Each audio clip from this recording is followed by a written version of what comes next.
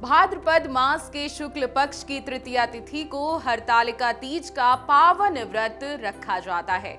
यह व्रत विशेष रूप से विवाहित और अविवाहित महिलाओं के लिए अत्यंत महत्वपूर्ण माना गया है।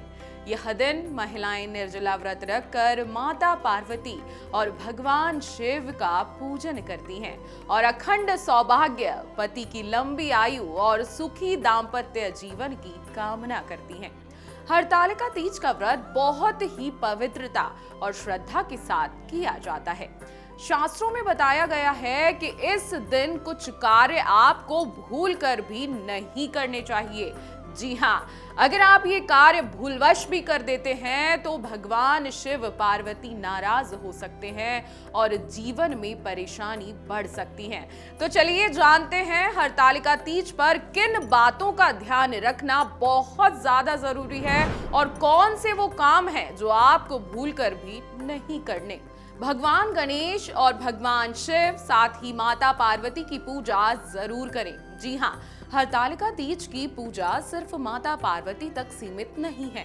इस दिन भगवान गणेश और भगवान शिव की पूजा करना बहुत जरूरी है।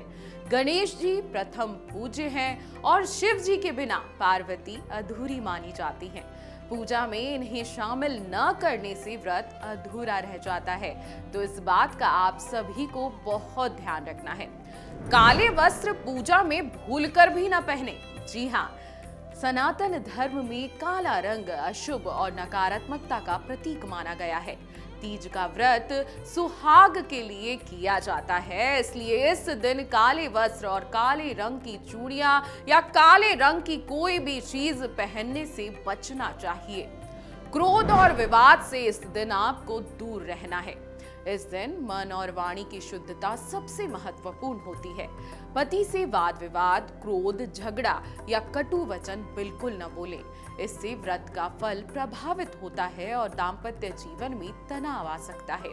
सिंदूर का आदान प्रदान इस दिन भूलकर भी ना करें। जी हाँ, हिंदू धर्म में सिंदूर को सुहाग का प्रतीक माना गया है।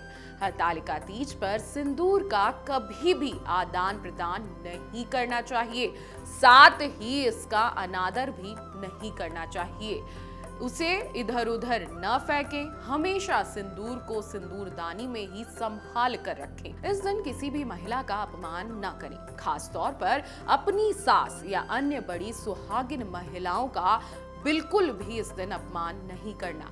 उनका सम्मान करें, उनसे आशीर्वाद लें, साथ ही साथ उनको खाना खिलाएं, भोजन कराएं, प्रसाद भी दें।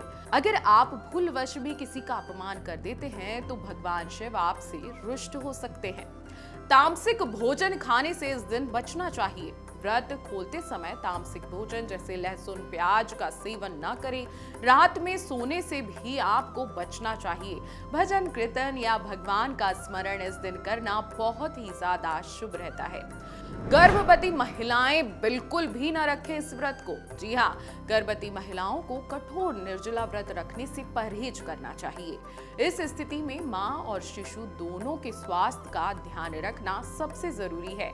आप पूजा भले ही कर लें, लेकिन इस दिन व्रत ना रखें। नकारात्मक विचारों से इस दिन बचकर रहें। जी हाँ, हरतालिका तीज का व्रत आत्मा की शुद्धि और मन की पवित्रता के लिए किया जाता है।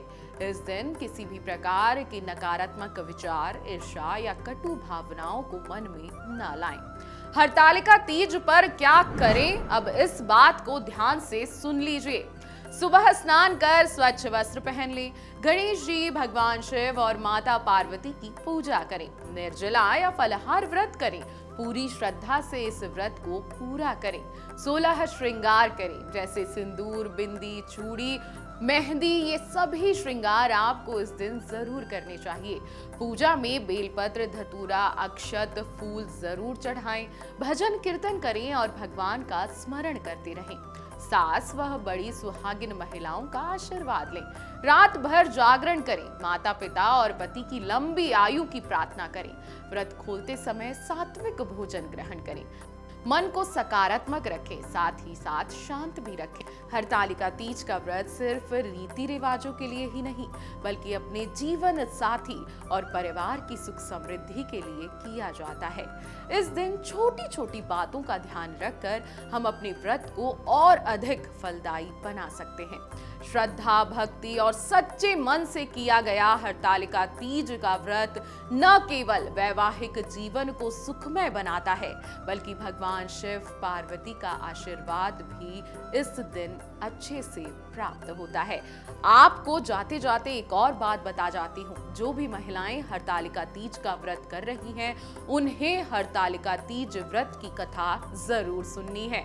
अगर आपको कथा नहीं आती तो इस वीडियो के डिस्क्रिप्शन में हमने कथा का लिंक दे रखा है, आप इसे जरूर सुनें।